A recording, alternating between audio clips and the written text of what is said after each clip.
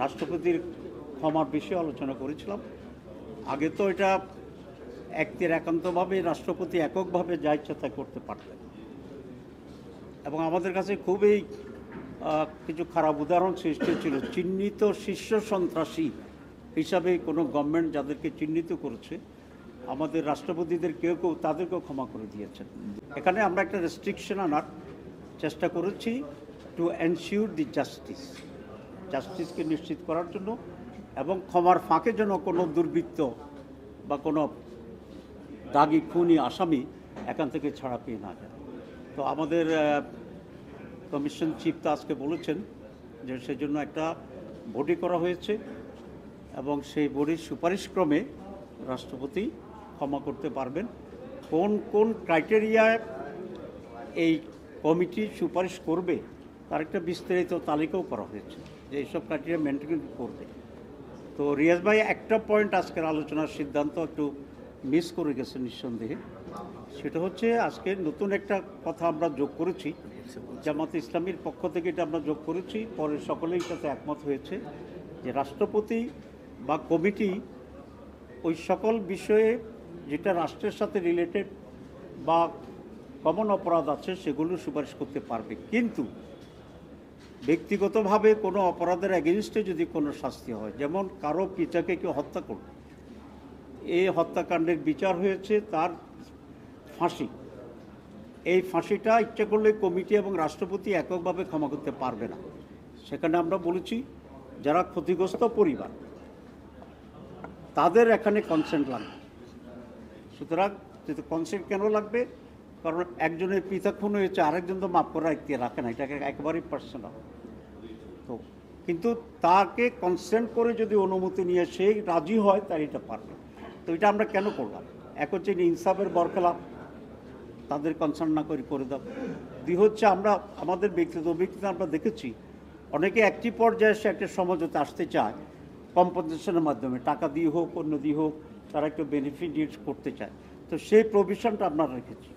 তো এই কারণেই এটা আজকে খুব বড় ধরনের একটা সিদ্ধান্ত to ensure the justice, even প্রেসিডেন্টের ক্ষমা করার ক্ষেত্রেও, যে কনসার্ন ফ্যামিলি বা বৈধ যে উত্তরাধিকার থাকবে ফাঁসির ক্ষেত্রে তাদেরকে কনভিন্স করে, তাদেরকে কনসার্ন করে তাদের সম্মতিক্রমে ক্ষমা করার এই সুপারিশটি কমিটি করতে পারবে।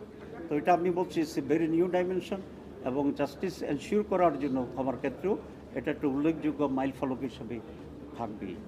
দুই নম্বর যেটা, সেটা হচ্ছে আমাদের হাইকোর্টের ডিসেন্ট্রালাইজেশন। দীর্ঘ আলোচনা হয়েছে, নানা রকম প্রস্তাব আসছিল। আমরা লিখিতভাবেও এটা বলেছিলাম যে বাংলাদেশে প্রায় 20 কোটি মানুষ, এবং এই মানুষ সংখ্যা আরও বাড়তে থাকবে। দূর দূরান্ত থেকে, সুনামগঞ্জ থেকে বলেন বা আরও প্রত্যন্ত অঞ্চল আছে, আসতে মানুষের খুব কম। আর ঢাকায় এসে থাকা, খাওয়া, অপেক্ষা করার মতো সামর্থ্য আর সুযোগ আমাদের খুব কম মানুষের আছে দায়িত্ব। সুতরাং it is the demand of the time and demand of the common people, এবং এটা অত্যন্ত প্রয়োজন যে বিচারটাকে আরও একটু নিয়ারার করা মানুষের কাছে। এখানে সমস্যাগুলো আসছিল, এই ব্যাপারে কেউ একমত হয়নি যে দোরগোড়ায় বিচার ব্যবস্থাকে নিয়ে যাওয়া, কিন্তু 2-3টা সমস্যার কথা আসছে। এক হচ্ছে এত বিচারপতি পাওয়া যাবে কিনা, 2 বিচারপতিরা এলাকায় যেতে রাজি হবেন কিনা, 3 বিচারের সুস্থ বিচার। আরেকটি ভাইটাল অংশ হচ্ছে আমাদের লয়ার্স যারা আছেন তারা। তো সেখানে আসছে যে পোটেন্সিয়াল হাইকোর্ট লেভেলে প্র্যাকটিস করার মতো লয়ার আমরা সেখানে যাব কিনা বা পাবো কিনা ইত্যাদি। কিন্তু আমরা বলেছি এই মুহূর্তে শর্টেজ হতে পারে, কিন্তু আমরা যদি মনে করি যে আমরা বিচারপতি 5 গুণ বাড়াই দেব, তাহলে বিচারপতি রিক্রুট হতে পারে, মেধাবী লোক তো আছে, এবং তাদেরকে ট্রেন আপ করতে পারে, আপগ্রেড করতে পারে। ঠিক একইভাবে এখন লয়ারের সংখ্যা কিন্তু কম না।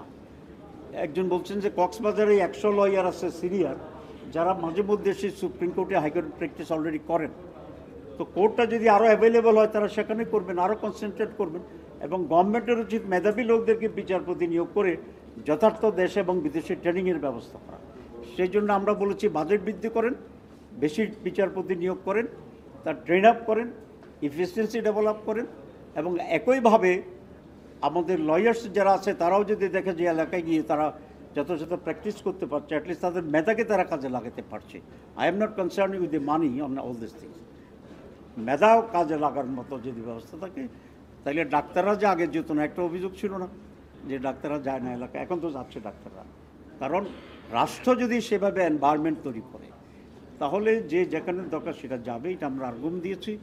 আলহামদুলিল্লাহ সবাই দীর্ঘ আলোচনার পরে আমরা এখন একমত হয়েছি যে সংবিধানে আমাদের ইউনিট একই ধরনের সুপ্রিম কোর্ট থাকবে এক কেন্দ্রিক ঢাকায়, আর বিভাগীয় শহরগুলোতেও হাইকোর্ট বেঞ্চের সম্প্রসারণ করা হবে।